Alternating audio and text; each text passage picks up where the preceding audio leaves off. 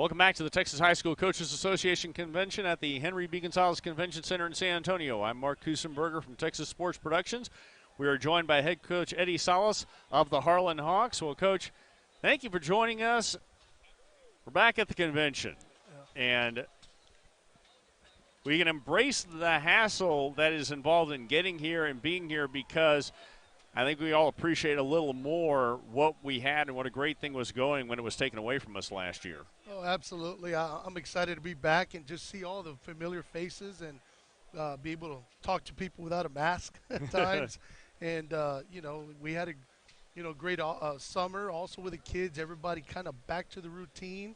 So it was really good. It was a real stressful year last year trying to get our team prepared and then through a season. And the Harlan Hawks football team, I think, had the most excruciating, brutal ending that you could have to a season without anyone dying. Yeah. Tell us a little bit about that circumstance, because you have your own disappointment, your disappointment for the players. And for those of you who may not know, the Harlan Hawks finished in a four-way tie for second place, came out in the tiebreakers that they made it to the playoffs.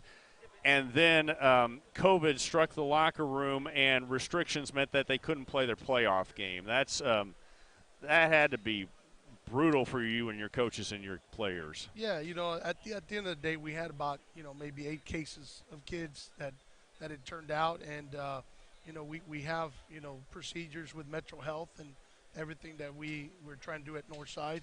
And, at the end of the day, I think for them it was hard to contact trace everybody, and so the best or the safest solution, I guess, was to cancel our season at that point.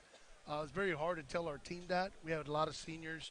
That class was also the kids that were with us for 4 years straight.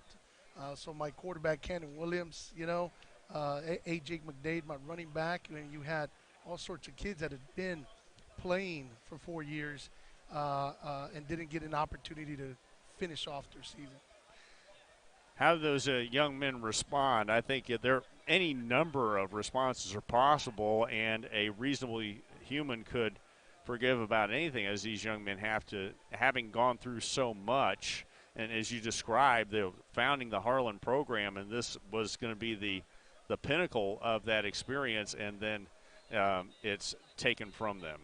Yeah, football is a relationship with the kids, with the game, and I think when you look at it in that way and something's taken away, it's kind of like a death. You feel it that way. I know I did. I know the kids did. And you're almost in mourning for days and weeks because of the investment and the relationships that you have in that program. What are some of the positives you can take away from the season? Because there was a lot of success for the Harlan Hawks, a lot of challenges in a very difficult district. Not only was there the four-way tie for second place, but you had 6 teams finishing within one game of second place because O'Connor and Marshall were so strong. The Harlan Hawks faced so many challenges, and within it they earned a playoff berth. And although the playoff game was taken away from you, the playoff berth you earned is something that the program can take pride in. Yeah, just proud of our coaches and our kids. They're resilient. I think early on, just like anything, this year we did an off-season. We had spring football. So we're able to get at least a great picture of who our starters are. During the COVID year, we didn't have that. So as we went through the start of the season, we were still changing personnel and moving and adjusting.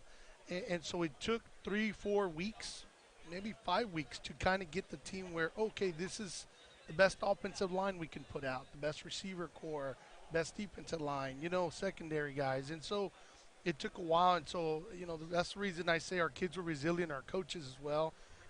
Had it not been that way, we're starting off the way we ended, and maybe have a better chance early on to win some of those earlier games. So this did extend into the regular season that you're still working out the personnel. And when you're in a 9-team district, district play, the games that count come right away, and you had such a strong district with programs like Taft and Marshall reemerging as real powers. Yes, yeah, absolutely. And Taft's Ricky has done a great job there. He's turned that program around, and he has a lot of kids coming back this year again, and he's going to have a great season. And so that adds another great team to our district. And Marshall, Tim, they changed their offense about a year ago or 2 years ago, and it fits their kids and their style, and they're producing a lot of points now. So, my hat's off to both of those programs. There, Anthony Boykin was here earlier. We referred to 29-6A as the SEC, and I don't know that he's exaggerating, because you look at the Holmes Huskies. We know Juan Morales is going to have his teams ready to play, and I saw Holmes give Madison a pretty good battle for 48 minutes. And Gary Gutierrez, Jay Mustangs, if you fall asleep, you're giving up a touchdown. That was a very explosive offense, and they happened to go winless, but they would have beaten a lot of teams elsewhere in the region. They just happened to be in a very tough district. So. And now you're constructing a team with a lot of losses to graduation. What are you looking forward to this squad of Harlan Hawks, as now that first graduating class is done, and you have kids that I imagine they came in knowing that they would be Harlan Hawks, where that wasn't necessarily true for folks who thought they might be becoming Brennan Bears or Taft Raiders or something. Yeah, like you said, we lost a lot of kids this past year, and so we're rebuilding a lot of our groupings, or a lot of our position groups. And so, the one thing that I'll say is I think when there's a good program set and a good foundation from, the kids that have come before, the younger ones just building up to that level, and that's our hope, that the younger kids coming up, our new quarterback, our new running back, our new linebackers and secondary guys, that they come in and they just step right into that role to do it. We got some athleticism with them. They're just going to lack experience, and that's kind of be the tough part early on for us. Tell us about watching a program establish an identity. So many programs around the state in San Antonio. You say the name of the program, something comes to mind about the identity, not just winning, but how they approach it. Tell us about watching the Harlan Hawk identity emerge, as they are a team that is going to be in playoff contention, be it 5A or 6A. Tell us about that and the reward of seeing that happen and seeing Harlan mean something, well, not just as a football team. Boys basketball has come along. A lot of the programs have made some noise. Yeah, absolutely. I think this year in all our programs, all but one make the playoffs. And the program that did not make it, there was two girls that were injured, and if they were playing, it'd probably be a different scenario. And so I think we're at a great location, a great place, and I think the identity of Harlan athletics is it's kind of made its brand already. When I first took the job, our principal, Robert Harris, that was the first thing he said. He said, "Coach, we want to brand this. We want everybody to recognize, our Hawk logo. There's a lot of times that I don't put a Harlan on anything, just the bird, And we do it because we wanted it to be like Coca-Cola, There it is. People see it and they can see exactly what it looks like with the Nike symbol. And I think branding brings a sense of pride to our kids. Obviously, with some success we've had in all our athletic programs, our kids are invested in our parents and our community, and they're excited about it. And so it makes it good for us because, we get to coach great kids that are excited to be there.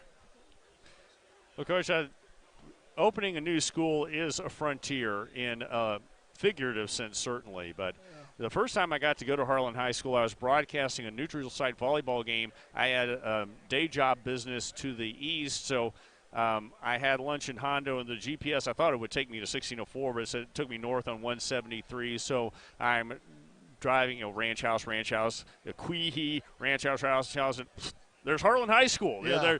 They're to the west. There are no communities yet. I'm sure they're coming. Yeah. Tell us about the Harlan community, because I sense there is a very rural aspect to it that folks who grew up around the airport like I did wouldn't be as familiar with. Yeah, I think it's a little bit of a mixture. What we have, I would say, more of is a military presence. We have a lot of kids whose parents are active or retired military, and so it's when the kids come to us, they're very disciplined. And that's fun to work with. Obviously, we do have some countryside. And so we get some of those kids who, uh, do ag things. You know what I'm saying? They have ranches, they have stuff like that, and so it's a great mixture. Our locker room is definitely a melting pot of different cultures, different people and ethnics, and it's a great place. I tell you, in today's society, the way it is, I think people should look at that locker room a little bit more and go, "That's how we should be." It's just a bunch of kids from different places all getting along.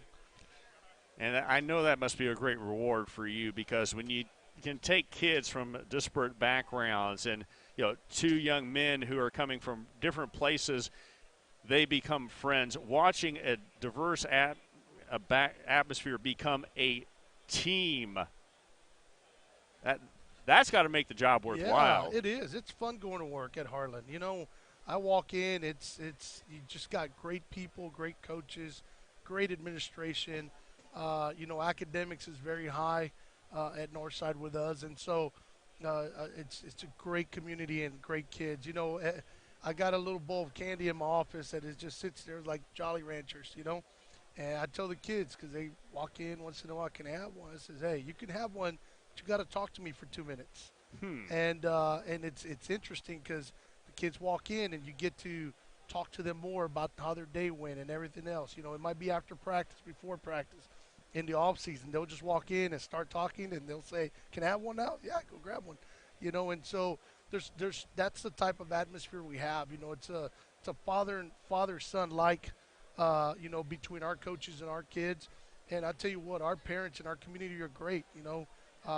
They're so invested in their kids, and so are we. And so I think that's the mutual thing we have in common. And so, like I said, I couldn't be more thankful to be at the place I'm at. Well, Coach Salas, thank you very much for joining us. I wish you a fine season that starts the last weekend of August when it's supposed to, and ends on a football field under whatever circumstances it's decided, on the field where it should be, and not some lousy virus messing things up for everyone. Yes, absolutely. That's head coach Eddie Salas of the Harlan Hawks, and I'm Mark Kusmerger. We'll be back with more at the Texas High School Coaches Association Convention after a short break.